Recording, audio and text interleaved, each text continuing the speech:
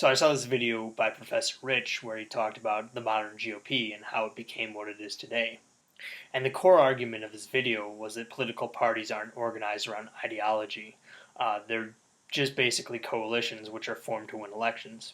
These political parties will cobble together factions and special interest groups through their policies, and that's how they win elections. That's why they dictate the policies they do, is to win over these voters. He focuses mostly on the Republican Party. He talks about how the modern GOP coalition was formed.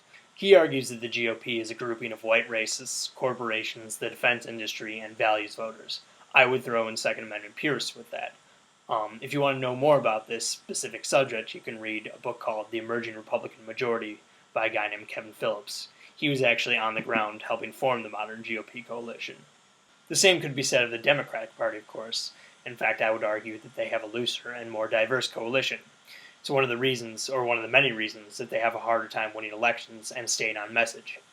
Now, the thing about these coalitions is that none of the factions within them necessarily hang together. This becomes obvious when the various groups come to loggerheads. Immigration is probably the big issue for both parties. Republican base voters want very strict, draconian laws on immigration, whereas corporations want very relaxed laws because they like the cheap labor. On the other side, cultural liberals want very soft immigration policy, which puts them at odds with labor unions that don't want the competition in the workforce. You can find a few other examples of this for the Democratic Party. Just look at the Keystone Pipeline, where labor unions were at odds with environmentalists, or the issue of gay marriage, where gay Americans largely vote Democrat and, of course, want to push for gay marriage, versus another reliable constituency for the Democrats. Black Americans don't want it by and large. Now, I agree 100% with Professor Rich, but there's something else that needs to be explained, and that's the role of ideology. If political parties are just coalitions, then what is liberalism or conservatism, and what is the role they play in party politics? And why is it that the views of self-identified liberals and conservatives are so often congruent with party platforms, and that these people will go to great lengths to defend them? Now, these people may not like the policies implemented by their party. They may not approve of what comes out after the sausage making of legislation, but that person will probably defend what the party stands for on 9 out of 10 issues. They may be more enthusiastic about some than others, but they fall in line pretty easily.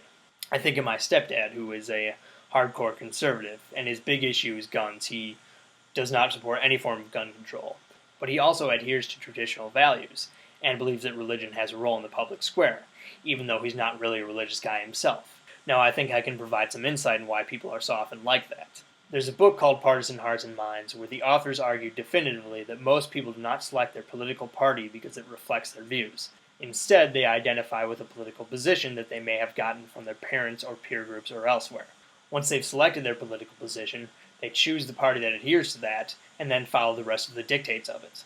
And by somewhat of a historical accident, we've been given two choices, so most people find themselves in one of the two parties. And this is all very consistent with how we form our beliefs in other areas, not just politics. So to sum it up, things generally run in a counterintuitive way. In my opinion, party dictates ideology, not the other way around. This is why you have, say, the T-evangelical movement, who vote Republican because of abortion, but now they've decided that they're concerned about fiscal conservatism too. I've even found myself guilty of this. When I was more partisan, I found myself arguing for certain positions and having no idea why. And just to vent very quickly here, this is one of the many reasons I get annoyed when I hear people, and it's mostly Republicans or conservatives, reduce their political ideas to platitudes like freedom and small government. Because if they actually believed in those platitudes, then they wouldn't want to push something like a constitutional amendment against gay marriage, or other things like that. But they oftentimes have other commitments, in this case religious ones, which is why when they say freedom, they mean freedom to do the things their coalition agrees upon. Now, I was going to make a video about Christianity and politics on this level. Maybe I still will. I'll see what sort of response I get on this video. Thanks for watching.